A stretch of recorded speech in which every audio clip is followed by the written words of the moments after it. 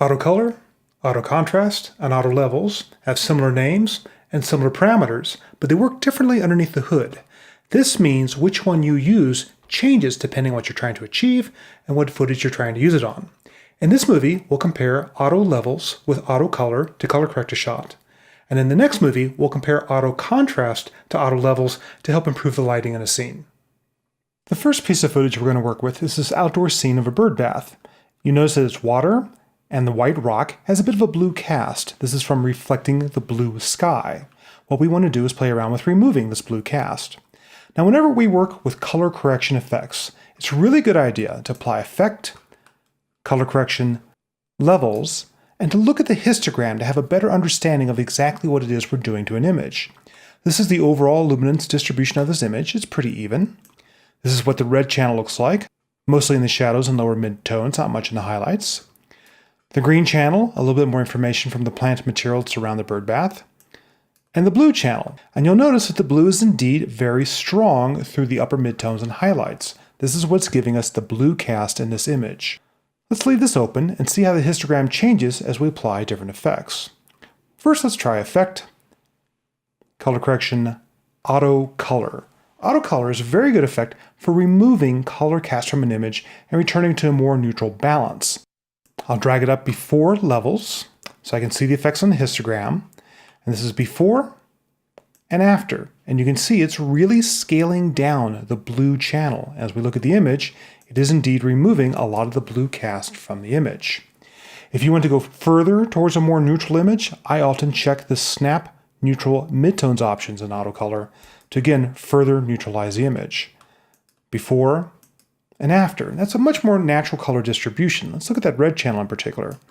There's the red after, before, and you see a bit of movement, a bit of brightening in the red channel, a little bit of going on in the shadows. So it is indeed affecting the color channels in this image. Now there's other parameters inside auto color. Aside from the typical blend with the original, which you often see, there's a black clip and a white clip parameter. Quite often when you capture footage, there's a bit of gunk around the edges. There may be a black border on the sides, a bit of a white highlight where it clipped out. This is basically saying whether or not you want to ignore some of the blackest and whitest information and not let that throw off the evaluation of the rest of the image.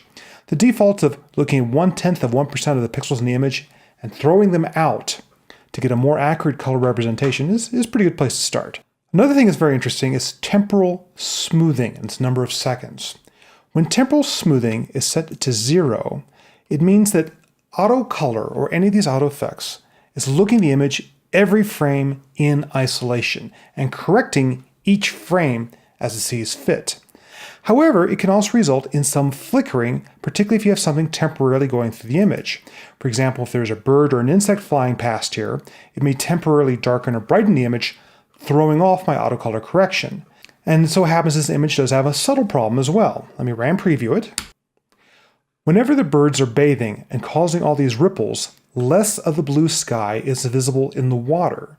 And as a result, there's a different color balance during those moments. Watch what's happening with this rock down in this lower left corner. Indeed, as the birds start disturbing the water and removing the blue in the water, you'll see that auto color is changing the color of this rock as it compensates for this. So this is a case where we may want to increase temporal smoothing to 2 or say even something like 5 seconds to average out more frames and not have auto color make a correction on every single frame. In other words, don't get disturbed by these minor fleeting changes in the footage and just come up with a good average color correction for the entire shot. Now that's what auto color looks like. Auto levels does something slightly different. Whereas we've seen that auto color is scaling the individual color channels. You see how much it's reduced the blue channel. It's also reduced the green channel a little bit while spreading out the red channel. Auto levels instead tries to maximize each of the red, green, and blue channels. So I'll apply color correction, auto levels, and there's actually very little change in this scene because it's already pretty well maxed out in terms of its range.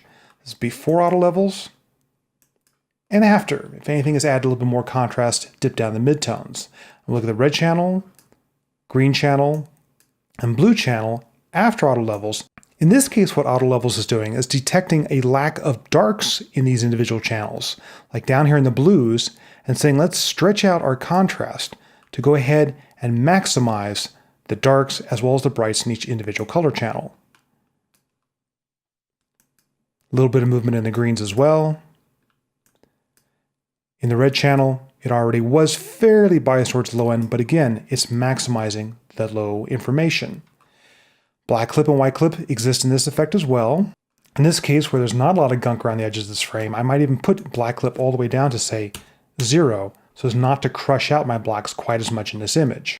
Auto levels has temporal smoothing, just as auto color did, and you'll notice that if we increase temporal smoothing to something above 0, that we do indeed get an extra optional scene detect button that asks auto levels, well, if you do see a sudden hard cut in the image, go ahead and change immediately when you detect all the pixels changing at once. Otherwise, smooth out the image and give me an average value when you make your corrections. Auto color is good at images that already have pretty full contrast and you need to change the color balance. Auto levels is actually stronger at images that don't have good contrast. They're lacking something in the darks or in the brights. So let's go look at another scene.